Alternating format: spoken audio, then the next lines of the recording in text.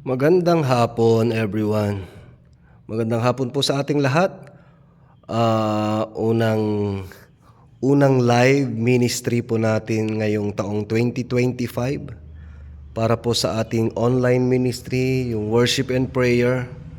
So mamayang gabi po, 6:30 PM kasama natin yung mga couples dahil meron po tayong online ministry, worship and prayer ministry.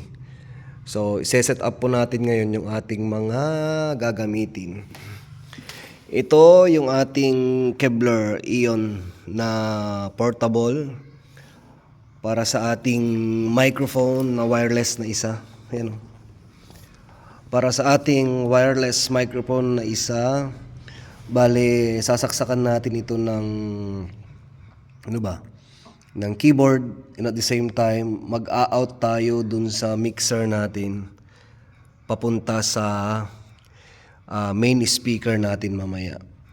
Dito naman gagamitin natin ito para sa wireless microphone at saka yung microphone ko na may wire yan. So bali ito po ang gagamitin ko. Okay naman siya, reliable, okay naman so far. Parang nasa 5 months na sa amin ito ngayon. Hanggang ngayon okay pa naman. At ito yung mga gagamitin natin. Of course, yung dati pa rin, yung mixer natin na almost 2 years na sa atin. Yan.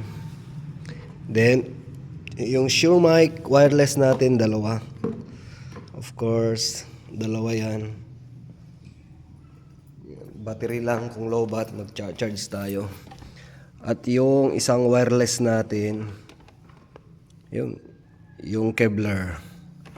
Ito yung gagamitin nating isang wireless. Yung Kevlar mic natin na ginamitan natin siya ng ganitong wire. Ano ba to? XLR na wire. Yan, mas maganda kasi yung tunog pag ganito ang ginamit natin. Ayan. Tapos itong isa na iMix mixer natin, wireless din yan. Ayan, pero gagamitin lang natin siya ng ayan, single wire cord. Tapos yung keyboard natin, ito po yung ating keyboard. Ayan, kailangan nating nilalagyan ng cover para hindi siya lamigin, kasi pag nilamig yung keyboard natin, nawawalan siya ng sounds. So ganito lang po kasimple yung setup ko. Bali dito ako nakaupo para mas malapit sa akin yung mga sound system natin, mga mixer, para pag may feedback, mas madali nating abutin yung kanilang mga volume button. At since live tayo today, hindi nakakonect yung audio natin sa cellphone, kaya yung isang speaker natin linalagay dito para mas malapit siya dito sa tripod ng ating cellphone. Yan. So ganyan lang po siya kasimple.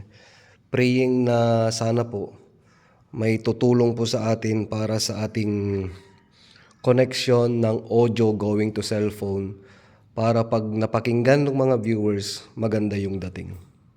Sana may makatulong sa atin or magtuturo kung paano yung mga tamang pag-connect, ano yung mga tamang wire na gagamitin para sa ganong setup. But for the meantime, dahil baguhan tayo sa last year lang po ito, yung ating pag-uumpisa sa online ministry, sa worship and prayer. So hindi pa natin alam kung paano yung setup na ganon. So yan lamang po yung ginagamit natin. Isang keyboard going to portable Kevlar. Yan. Then may out yan. May out itong Kevlar natin going sa mixer natin. Papunta siya rito sa mixer. Yan, ito yung volume niya. Para yung sounds nito, lalabas din siya rito. Papunta dun sa isang sa Kevlar. Tapos isang crown there, isa.